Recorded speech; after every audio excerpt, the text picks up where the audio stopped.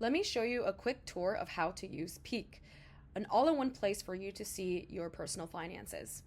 The very first thing you have to do to use Peek is to add your assets and liabilities. So if you click here, you can see that there are three options for you to get assets into Peek. Automatic connections, which are done through our API connections to thousands of different accounts around the world. Manual import, which you can basically import like a spreadsheet, different holdings across different categories. And then quick paste, which is a CSV upload to get multiple assets in at one time. Once you finish adding your assets into Peek, then you can start taking advantage of some of the insights on the platform. So on the portfolio page, you see a snapshot of your assets and liabilities. You can see them broken out into different categories and also see the individual holdings within those asset types as well.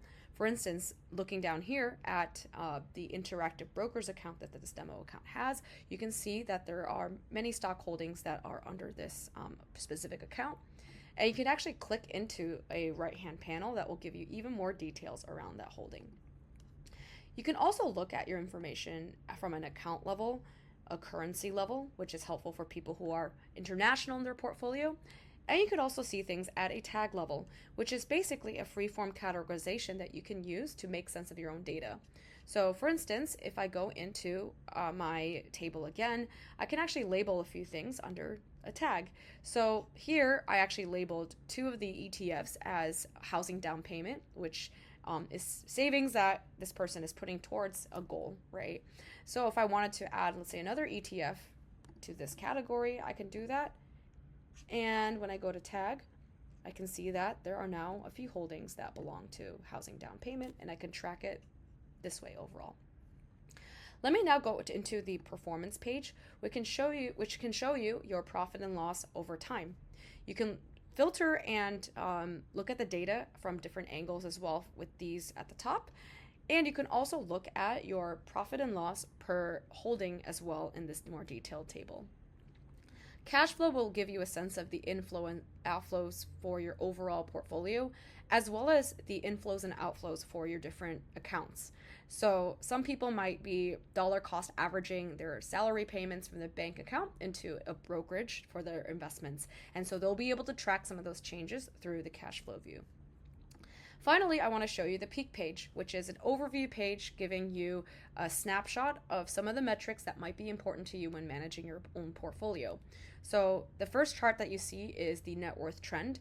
You can see it broken down by liquid net worth as well as investable cash. Investable cash, for instance, is often used to help people figure out how much money is on the sidelines that they may want to deploy into investments. Insights down here will give you a different view on what you may want to double down a little bit more into in your portfolio to see if there's anything you want to change. So the top daily gains and the top daily losses will look at the top P&L losses and gains in your portfolio. And then the various risk analyses that you can run here are for you to understand if there's anything that you need to mitigate in terms of volatility, or other risk in your portfolio. So that includes things like concentration risk, asset allocation risk, as well as looking at ETF overlap risk.